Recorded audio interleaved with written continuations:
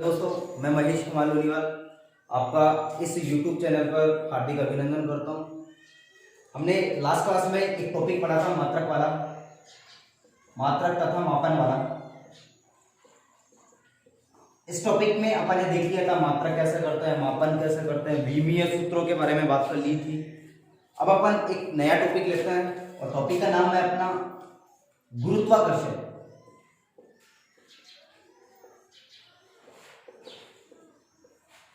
गुरुत्वाकर्षण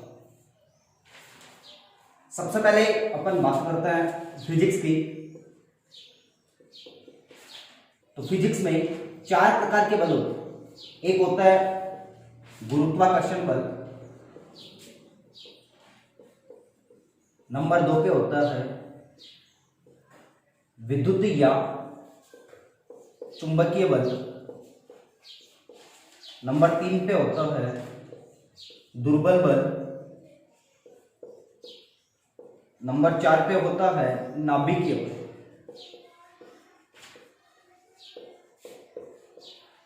पूरी फिजिक्स में ये 4 ही बल होते हैं। हम इस बल के बारे में अध्ययन करेंगे।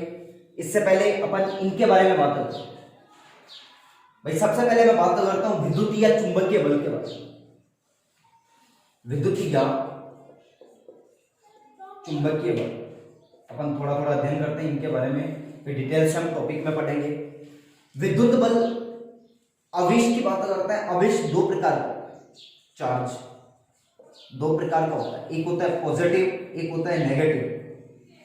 पॉजिटिव का मतलब होता है इलेक्ट्रॉन निकल, इलेक्ट्रॉन की कमी हुई, वहां कैसा आवेश आता है पॉजिटिव। और नेगेटिव का मतलब होता है जहां इलेक्ट्रॉन की वृद्धि हुई।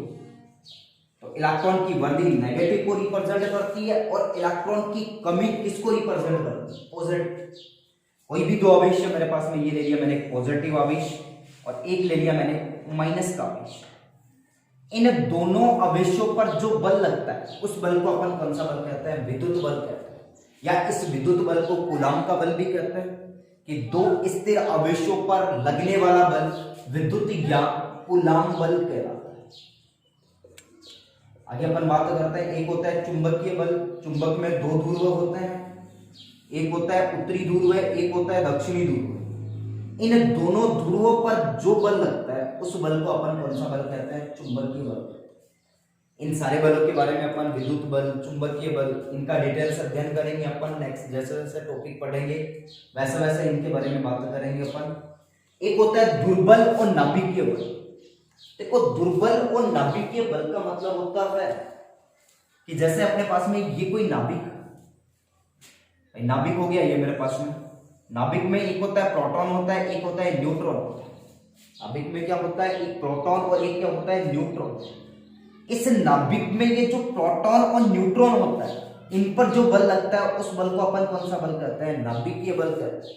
और इस नाभिक की बाह्यतम कक्षा में, बाह्यतम कक्षा में जितने भी इलेक्ट्रॉन्स होते हैं, इन इलेक्ट्रॉन्स पर जो बल लगता है उस बल को अपन कौन सा बल कहते हैं, दुर्बल बल कहते हैं। किसी भी तत्व की बाह्यतम कक्षा में जितने इलेक्ट्रॉन्स होंगे उन इलेक्ट्रॉन्स पर जो बल लगता है उस बल को हम कहते हैं दुर्बल बल कहते हैं। और नाभिक में जो ये प्रोटॉन और न्यूट्रॉन होता है, इन पर जो बल लगता है उस बल को अपन कौन सा बल कहते हैं, नाभिकीय बल कहते हैं। थोड़ी सी बात करते हैं अपन यहाँ पे, क्योंकि यहां से क्वेश्चन पूछने की संभावना रहती है। तो अपने पास में ये नाभिक है, इस नाभिक का जो आकार होता है, कोई भी तत्व है उसके नाभिक का आकार 1 फर्मी का होता है।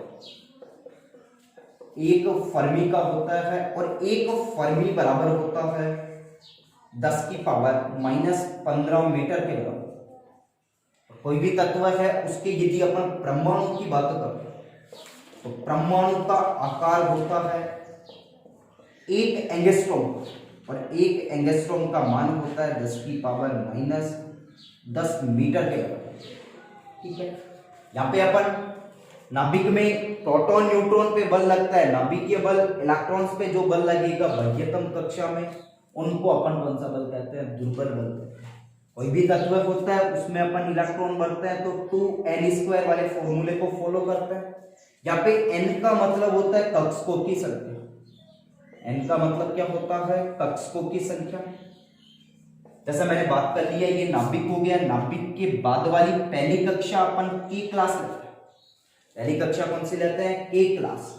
और इस के क्लास के लिए n का मान कितना होता है? 1। तो n का मान 1, तो 1 का स्क्वायर 1 होता है, 2 से मल्टीप्लाई करवाएंगे तो इस के क्लास में अधिकतम कितने इलेक्ट्रॉन्स भर सकते हैं? 2 इलेक्ट्रॉन। इसके बाद में दूसरी कक्षा होती है, वो क्लास होती है एल क्लास। एल क्लास के लिए n का मान कितना होता है? 2। 2 का स्क्वायर कितना होता है? 4। 4 को 2 से मल्टीप्लाई करवाएंगे तो एल क्लास में अधिकतम कितने इलेक्ट्रॉन? 8 इलेक्ट्रॉन। इसके बाद में तीसरी क्लास होती है, वो होती है एम क्लास। एम क्लास में कक्षकों की संख्या 3, क्योंकि नाभिक के बाद वाली पहली कक्षा, दूसरी कक्षा, तीसरी कक्षा। तो एम कक्षा के लिए कक्षकों की संख्या 3। 3 का स्क्वायर कितना होता है? 9। 9 को 2 से मल्टीप्लाई करवाएंगे तो कितने इलेक्ट्रॉन? 18 इलेक्ट्रॉन। और इसके बाद में जो चौथी क्लास होती है उसको अपन कहते हैं एन क्लास। और इसके लिए कक्षकों की संख्या कितनी? 4, क्योंकि नाभिक के बाद वाली पहली कक्षा, दूसरी कक्षा, तीसरी कक्षा, चौथी कक्षा। 4 का स्क्वायर कितना होता है? 16। 16 को 2 से मल्टीप्लाई करवाएंगे कितने? 32 इलेक्ट्रॉन। तो अपन कक्षक भरेंगे तो कक्षक कैसा भरते हैं? 2 इलेक्ट्रॉन पहले में, फिर कितने इलेक्ट्रॉन? 8 इलेक्ट्रॉन, फिर 18 इलेक्ट्रॉन और फिर कितने? 32 इलेक्ट्रॉन। ठीक है। अब अपन बात करते हैं गुरुत्वाकर्षण बल के बारे में। ये तो अपने पास में 4 प्रकार के बल थे। सबसे दुर्बल बल कौन सा होता है या सबसे कमजोर बल? Weak force. सबसे कमजोर बल गुरुत्वाकर्षण बल होता है। और सबसे प्रबल बल कौन सा होता है? नाभिकीय बल होता है, क्योंकि नाभिक में ये जो प्रोटॉन और न्यूट्रॉन पाए जाता है इनको तोड़ने के लिए अत्यधिक ऊर्जा की आवश्यकता होती है। इसलिए नाभिक में जो प्रोटॉन न्यूट्रॉन पे बल लगता है, ये बल क्या होता है? सबसे प्रबल बल होता है, या फिर इसको अपन स्ट्रॉन्ग फोर्स भी कह सकते हैं। तो अभी बात करते हैं अपन ग्रेविटेशनल फोर्स के बारे में। तो गुरुत्वाकर्षण बल का मतलब होता है कि कोई भी पिंड होता है उसको पृथ्वी सतह से ऊपर फेंकता है तो पृथ्वी के केंद्र की ओर क्या लगता है? एक बल लगता है। और इस बल को ही अपन कौन सा बल कहते हैं? गुरुत्वाकर्षण बल कहते हैं। ये मेरे पास में माना कि मेरे पास में ये कोई अपनी पृथ्वी है, वहां पे एक द्रव्यमान है या एक पिंड है जिसका द्रव्यमान लिया मैंने m1। ये मेरे पास में दूसरा पिंड है जिसका द्रव्यमान क्या लिया मैंने? m2। ये पहला पिंड है, ए पिंड है, ये दूसरा बी पिंड है। पहले पिंड का द्रव्यमान m1, दूसरे पिंड का द्रव्यमान m2। इसको अपन इन दोनों पिंडों के बीच की दूरी ले लेते हैं अपन, कि मैंने ले ली इन दोनों के बीच की दूरी x। तो गुरुत्वाकर्षण का बल न्यूटन ने दिया था। गुरुत्वाकर्षण बल का प्रतिपादन किसने किया था? न्यूटन ने। और न्यूटन ने बताया था कि कोई भी दो पिंड, उन दोनों पिंडों का द्रव्यमान गुरुत्वाकर्षण बल के क्या होता है? समानुपाती होता है। तो गुरुत्वाकर्षण बल को Fg से रिप्रेजेंट कर सकते हैं, क्योंकि F का मतलब होता है फोर्स और G का मतलब होता है ग्रेविटेशनल। तो ग्रेविटेशनल फोर्स समानुपाती किसके होगा? इन दोनों द्रव्यमान के गुणनफल का। तो m1 m2 का क्या होगा? समानुपाती। समानुपाती में हम कह सकते हैं कि द्रव्यमान का मान बढ़ेगा तो गुरुत्वाकर्षण बल का मान भी क्या होगा? बढ़ेगा। अगर द्रव्यमान का मान कम करेंगे तो गुरुत्वाकर्षण बल का मान भी क्या होगा? कम होगा। ठीक है। पहला इक्वेशन निकल गया अपने पास में कि गुरुत्वाकर्षण बल इन दोनों पिंडों के द्रव्यमान का क्या होता है? समानुपाती। द्रव्यमान बढ़ाएंगे तो गुरुत्वाकर्षण बल बढ़ेगा, द्रव्यमान कम करेंगे तो गुरुत्वाकर्षण बल भी क्या होगा? कम होगा। आगे अपन बात करते हैं कि इन दोनों पिंडों के बीच की दूरी क्या है? x। इसके वर्ग का क्या होगा? वित्त कर्मानुपाती। वर्ग का वित्त कर्मानुपाती। वित्त कर्मानुपाती को अपन ऐसा लिखते हैं, और वर्ग का वित्त कर्मानुपाती है। तो यहां पे इन दोनों पिंडों को माना कि मैंने इस m2 पिंड को यहां ले लिया, तो यहां से दूरी का मान कम हो गया। तो दूरी का मान कम हो गया तो गुरुत्वाकर्षण बल का मान क्या होगा? बढ़ेगा। कि दोनों पिंडों के बीच की दूरी कम होगी तो गुरुत्वाकर्षण बल का मान क्या होगा? ज्यादा होगा।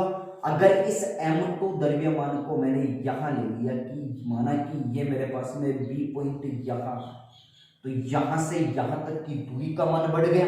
तो दूरी का मान बढ़ गया तो ग्रेविटेशनल फोर्स का मान क्या हो गया? कम हो गया। दोनों एक ही बल की बात कर रहे हैं, तो इन दोनों को अपन ऐसा लिख सकते हैं कि एफ जी समानुपाती m1 m2 upon x square. समानुपाती का चिन्ह हटाते हैं, नियतांक को काम में लेते हैं। नियतांक का मतलब होता है वह भौतिक राशि जिसका एक निश्चित मान होता है, उसको हम क्या कहते हैं, नियतांक कहते हैं। तो यहां से हम नियतांक की बात करते हैं, तो यहाँ पे अपन नियतांक को काम में लेंगे, कैपिटल जी को काम में लेंगे। किसको काम में लेंगे, कैपिटल जी को काम में लेंगे, और m1 m2 upon x square. तो एफ जी बराबर क्या हो गया, capital G m1 m2 upon x square हो गया। यहाँ पे इस कैपिटल जी को हम कहते हैं गुरुत्वाकर्षण का नियतांक। इसको हम क्या कहते हैं, गुरुत्वाकर्षण का नियतांक, या फिर इसको अपन बोल सकते हैं universal constant of gravity. Universal constant of gravity. यहां से इस कैपिटल जी का एक मान होता है, कैपिटल जी का मान होता है 6.67 इंटू 10 की पावर माइनस का 11। अब यहां से अपन इसका मात्रक निकालें, तो इसके नीचे एक रख सकते हैं अपन। कैपिटल जी का मात्रक चाहिए अपने को, तो कैपिटल जी का मैंने मात्रक ले लिया, इसको बाहर ले लिया। एक्स स्क्वायर एफ जी से मल्टीप्लाई होकर ऊपर जाएगा, क्रॉस मल्टीप्लाई करवा देंगे इसको, तो F G x square upon m1 m2 ऐसा होता है ये। एफ जी बराबर capital G m1 m2 upon x square. इसका मात्रक कैपिटल जी का मात्रक निकालना, एक रखा है इसके नीचे, तो एक्स स्क्वायर एफ जी से क्रॉस मल्टीप्लाई होके कहां जाएगा, ऊपर जाएगा, और m1 m2 1 से मल्टीप्लाई होके कहां आ गया, नीचे आ गया। यहाँ पे अपन इसका मात्रक देखते हैं, तो बल का मात्रक, बल बराबर होता है द्रव्यमान गुणा त्वरण। द्रव्यमान का मात्रक होता है किलोग्राम, त्वरण का मात्रक होता है मीटर पर सेकंड स्क्वायर, और इससे ही एसआई पद्धति में हम क्या कहते हैं, न्यूटन। इसे ही हम एसआई पद्धति में क्या कहते हैं, न्यूटन। तो यहां से बल का मात्रक तो क्या हो गया मेरे पास में, न्यूटन, इनटू एक्स क्या है, इन दोनों पिंडों के बीच की दूरी को अपन ने क्या माना, एक्स माना। दूरी का मात्रक होता है मीटर, दूरी का मात्रक क्या होता है, मीटर। यहां पे दूरी का स्क्वायर हो रहा है, तो मीटर का भी क्या हो जाएगा, स्क्वायर, तो इनटू मीटर स्क्वायर अपॉन द्रव्यमान m1 का मात्रक भी किलोग्राम और m2 का मात्रक भी क्या होगा, किलोग्राम, तो kilogram into kilogram, kilogram square हो गया। तो अपने पास में कैपिटल जी का मान कितना निकला, 6.67 इंटू 10 की पावर माइनस का 11, और इसका जो मात्रक निकलेगा, मात्रक क्या है, newton metre square upon kilogram.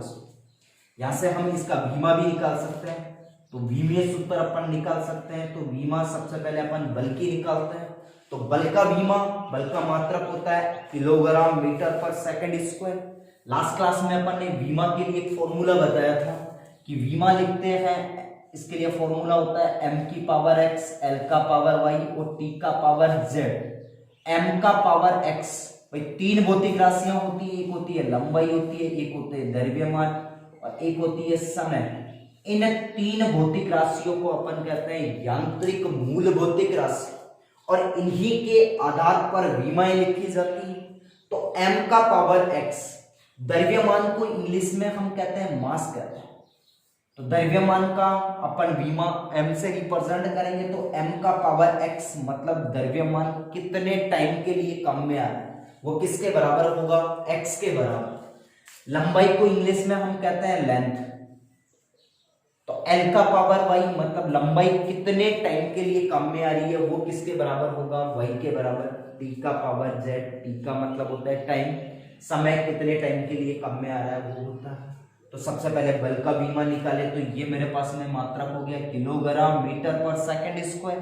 तो इसमें अपन x, y और z का मान निकाले, तो इसमें x का मान निकाले तो द्रव्यमान अपने पास में कितनी बार काम में आ रहा है, एक बार काम में आ रहा है, मतलब x का वैल्यू कितना हो गया, 1 हो गया। y लंबाई, लंबाई भी एक बार काम में आ रही है, तो 1 हो गया। 1/2 सेकंड स्क्वायर को हम ऐसे भी लिख सकते हैं सेकंड इनवर्स 2, तो z का वैल्यू कितना हो गया, -2 हो गया। तो अपने पास में एक्स वाई और जेड इनका बीमा यहाँ पे लिख दे या इनके मान यहाँ पे लिखेंगे तो बल का बीमा निकल जाएगा। तो यहाँ से मैं लिख रहा हूँ सबसे पहले m1 एक्स वाई जेड के मान लिखेंगे तो L1 t-2 इन तीनों के मान यहाँ पे पुटअप करवाएंगे। ठीक है, तो ये अपने पास में किसका बीमा निकल गया, बल का बीमा निकल गया। यहाँ से अपन लंबाई का निकालते हैं तो लंबाई का मात्रक होता है मीटर और मीटर लंबाई का मात्रक है, लंबाई को इंग्लिश में लेंथ कहता है और इसका बीमा लिखेंगे तो Ly होता है। y का मतलब लंबाई कितने टाइम के लिए काम में आ रही है, तो यहाँ पे लंबाई 2 बार काम में आ रही है तभी तो मीटर स्क्वायर की है। तो यहाँ पे इसका बीमा क्या हो गया अपने पास में L2 हो गया। नीचे द्रव्यमान भी 2 बार काम में आ रहा है तो M2 हो गया।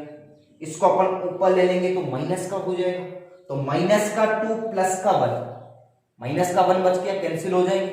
तो यहाँ पे कितना बच गया मेरे पास में m की पावर माइनस का 1, L1 L2 L3 हो गया और t-2 ये अपने पास में किसका बीमा हो गया, इस कैपिटल G का बीमा हो गया। इस कैपिटल G का बीमा क्या निकला अपने पास में m−1 L3 t-2। ठीक है, आगे अपन बात करते हैं इस ग्रेविटेशनल फोर्स से रिलेटेड कुछ बातें।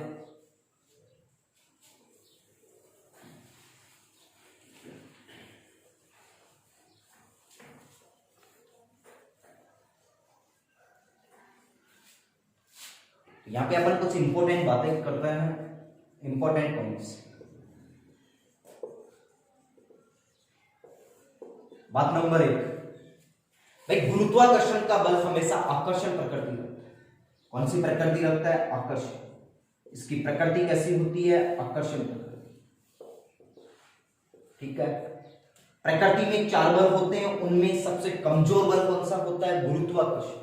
तो सबसे कमजोर बल कौन सा होता है, सबसे कमजोर बल गुरुत्वाकर्षण बल।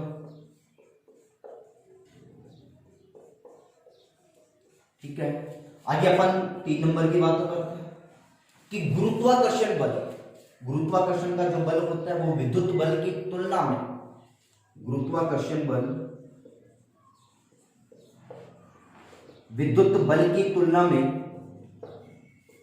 या विद्युत बल का 10 की पावर 36 गुना तथा नाभिकीय बल का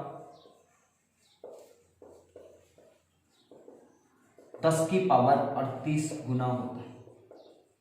सबसे कमजोर बल है गुरुत्वाकर्षण, तो विद्युत बल कितना होता है, इससे 10 की पावर 36 गुना ज्यादा, और नाभिकीय बल कितना होता है, 10 की पावर 38 गुना ज्यादा होता है। आगे अपन नेक्स्ट पॉइंट की बात करते हैं कि गुरुत्वाकर्षण का बल होता है वो एक संरक्षी बल होता है। कौन सा बल होता है, संरक्षी। संरक्षी बल का मतलब होता है कंजर्वेट फोर्स, कि वे बल जो या जिन पर किए गए कार्य का मान कैसा होता है, 0, कि जो एक बिंदु से चलकर पुनः दूसरे बिंदु पर मिल जाता है तो उनके द्वारा किए गए कार्य का मान कैसा होता है, 0 होता है। उन बलों को अपन कौन सा बल कहते हैं, संरक्षी बल कहते हैं। तो गुरुत्वाकर्षण का बल कौन सा बल होता है, संरक्षी बल होता है। ठीक है, आगे अपन बात करते हैं कुछ टॉपिक जैसे इससे रिलेटेड कुछ बातें, कि माना कि मैंने एक क्वेश्चन दे दिया कि 2 पिंड है, यदि दोनों पिंडों का द्रव्यमान 1 किलोग्राम है, कि मेरे पास में एक पिंड ये हो गया M1 हो गया, दूसरा पिंड हो गया मेरे पास में M2, इसका भी द्रव्यमान 1 किलोग्राम है और इसका भी द्रव्यमान कितना है, 1 किलोग्राम, और इन दोनों पिंडों के बीच की दूरी कितनी है, 1 मीटर। कितनी ले ली मैंने, 1 मीटर ले ली। तो इन दोनों पिंडों पर लगने वाले बल का मान कितना होगा, तो यहां से अपन बात करते हैं। तो यहाँ पे अपन बात करेंगे तो सबसे पहले अपने पास में फॉर्मूला होता है Fg बराबर capital G m1 m2 upon x² होता है। मेरा क्वेश्चन है कि 2 पिंड जिनमें से प्रत्येक का द्रव्यमान 1 किलोग्राम, जिनमें से प्रत्येक का द्रव्यमान कितना है, 1 किलोग्राम है, तथा दोनों पिंडों के बीच की दूरी कितनी है, 1 मीटर है। तो इन दोनों पिंडों पर लगने वाले बल का मान या लगने वाले गुरुत्वाकर्षण बल का मान कितना, तो यहां से अपन इसकी बात करते हैं। तो गुरुत्वाकर्षण बल Fg बराबर तो सबसे पहले इसको यदि अपन शॉर्ट में बताना चाहते हैं तो यहाँ पे m1 का भी एकक है, m2 का भी एकक है, x का स्क्वायर मतलब दूरी का मान भी एक है, तो एक का स्क्वायर, तो ये तो बिल्कुल कैंसिल हो जाएगा। तो गुरुत्वाकर्षण बल किसके बराबर होगा? गुरुत्वाकर्षण के सार्वत्रिक नियतांक कैपिटल G के बराबर होगा। और इस कंडीशन में गुरुत्वाकर्षण बल कितना होगा? 6.67 इंटू 10 की पावर -11 न्यूटन के बराबर होता है। ठीक है, या फिर इसको अपन ऐसा भी लिख सकते हैं, इसको अपन रफली करके भी देख सकते हैं कि जैसे मैंने द्रव्यमान का मान लिया m1 का 1 किलोग्राम, m2 का भी मैंने कितना लिया? 1 किलोग्राम। यहां से अपने को दिया हुआ है गिवन बाई, और इन दोनों पिंडों के बीच की जो डिस्टेंस है x, इसका मान भी कितना दिया हुआ है? 1 मीटर दिया हुआ है, 1 मीटर दिया हुआ है। ठीक है, तो यहां से अपन बात करते हैं, इस क्वेश्चन को निकालते हैं, इसको रफली करके देखते हैं।